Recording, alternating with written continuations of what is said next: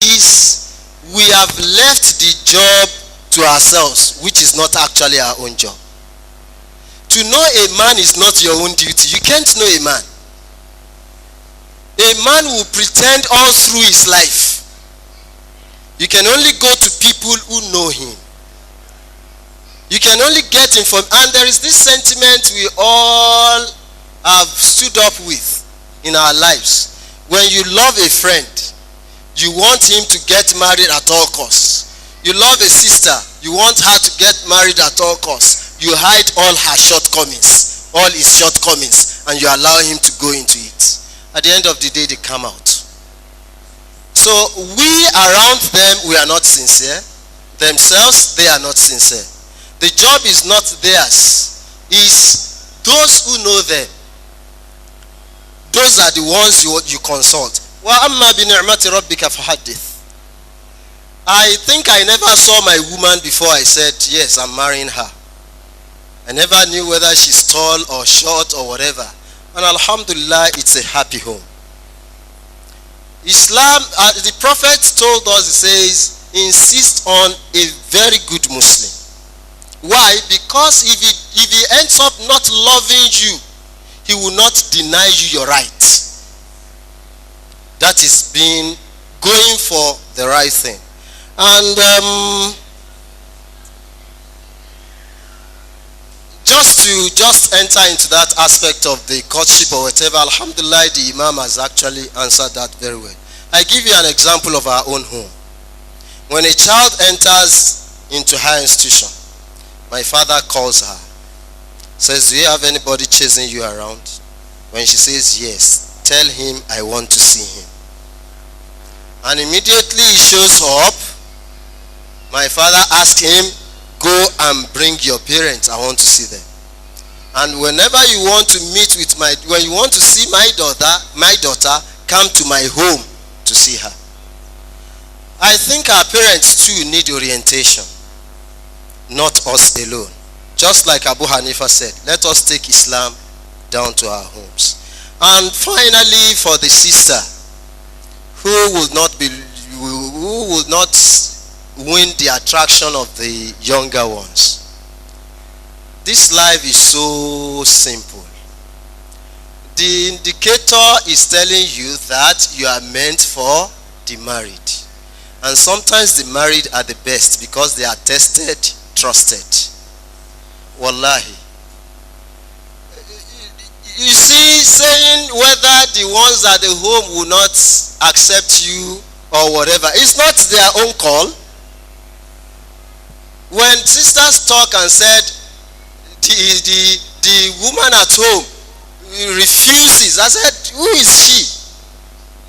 You can't refuse. If the man, it is just a man having respect for the wife, telling her, and it is Islamic, yes. But for you to insist, what I have seen in life experience is that 99% of those sisters who will insist that you will not marry her, they end up having her as their next wife. It's just natural. You can't prevent it. Allah has made the life so natural. When you look at the world, I'm not sure, yes, we should have them around here. When you look at the world, you see an agama lizard surrounded by a lot of female lizards. It's a polygamous life. When you go into the jungle, a lion amidst 16 lionesses. It's a polygamous life. Our problem is our own society. The Yorubas especially. The Yorubas gave a name so bad to polygamy. They call it Ile Olorogun, Ile Ti Oro to Gunlesi. So they have defeated it from the first stage. And it is for us to give the beautiful aspect of polygamy. The Prophet was a polygamous man. Abu Bakr was, Osman was. We have never heard of a time when the Prophet was going out for Salat and a wife was standing on the way and saying you cannot go. The problem is us and the societies. So my dear sister, you have no problem getting married to a married man. All you need to seek for from Allah is, oh Allah, give me that man that will love me and I will love, and will produce beautiful children who will serve Allah till the end of their life. Assalamu alaikum. Takbir. Okay, sorry. Sorry, just quickly on this issue of polygamy.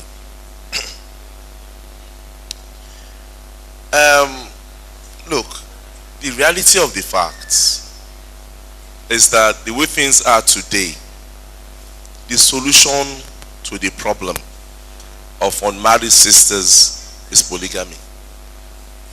That's the truth. Look, take statistics. How many married men, in terms of men who are ready for marriage and sisters that are ready for marriage? Look at statistics. I talk to the sister and I say, okay, give me the quality of the kind of man you want. By the time they finish from head to toe, it's a married man. A man who knows where he's going, who is successful, who can take care of me, who can give me shelter. How many of these young men can meet all these problems, all these things? Please listen to him, please. Listen, please. The reality of the fact is, it is polygamy that is the solution. My appeal to sisters, honestly, and I'm saying this sincerely, I'm married to one wife, so I'm not saying it because I practice polygamy. My appeal to you is that you need to start shedding this Western orientation. Somebody called it classical conditioning. You have been conditioned to think in a particular way.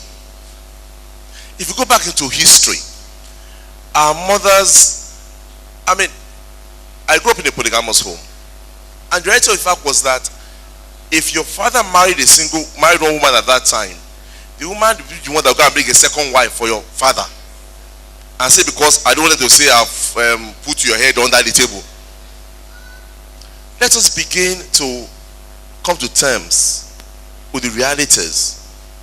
I begin to prepare ourselves for polygamy. Go to the hospitals today. See statistics of children that are born daily. There's a particular one I got in a day in a UK house. 29 children were given birth to. 23 were female. 6 male. These are the facts. Let's start preparing our children for those, when you get married, to begin to accept polygamy. That is it. Look, forget Western orientation, English, me and my husband, and all this and all this and all this. Who says that the English adage that says that 2 is skinny corn, 3 is a crowd? That is English. In Islam, 3 is 4, 5. Yes. Oh, this is the truth. You have so many ladies today who are just there, they're not married. I just want to appeal to you to begin to understand and come to terms with the reality of facts on ground, and then begin to prepare yourselves for it. Otherwise, you'll have a lot of single people, so you have a lot of ladies who are not married, not because they don't have offers, because they have offers from married men. And your whatever Allah has willed for you is different from what has willed for somebody else. If you refuse it, I wish you all the best. Sorry. Alhamdulillah Rabbil Alamin. I just want to add, sorry, I will try to be brief. I want to add something. I want to think from the angle of the sisters. Because most times when we talk about polygamy, in most cases, we always think from the angle of the brothers. What are their fears? Sometimes their fears are not totally unfounded. But the truth is this: when you weigh those fears with the reality of what we have on the ground, which one weighs higher? Is it to say sometimes because of the experience of the polygamy our parents practiced that we had problems? But the truth is this: problem happens everywhere, irrespective of whether you are in a single marriage, whether only you and your wife, or your husband had more than one wife.